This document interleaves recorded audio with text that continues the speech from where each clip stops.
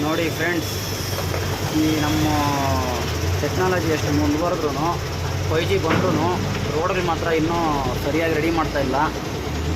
ನಮ್ಮ ಚಾಲಕರ ಕಷ್ಟ ಹೇಳಲ್ಲಾಗ ತೀರೋದು. ನೋಡಿ ಎಂತೆಂಥ ಹಳ್ಳಗಳೆಲ್ಲ ಇದ್ದಾವೆ ನೋಡಿ, ನೀವೇ ನೋಡಿ.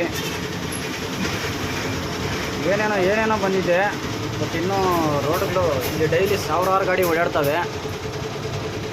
ಬಟ್ ಇನ್ನೂ ರೋಡು ರೆಡಿ ಆಗಿಲ್ಲ. ಇಲ್ಲಿ ಫ್ಲೈಓವರ್ ಒಂದು ರೆಡಿ ಮಾಡ್ತಾಯಿದ್ದಾರೆ. ಅದನ್ನು ಸುಮಾರು 2015ರಿಂದ ರೆಡಿ ಮಾಡ್ತಾಯಿದ್ದಾರೆ, ಇನ್ನೂ ರೆಡಿ ಆಗಿಲ್ಲ. ಹೀಗೆ ಆದರೆ ನಮ್ಮ ಚಾಲಕರಿಗೆ ಗಾಡಿಗೆ ಓಡಿಸೋದು ತುಂಬ ಕಷ್ಟ ಆಗುತ್ತೆ ನೋಡಿ.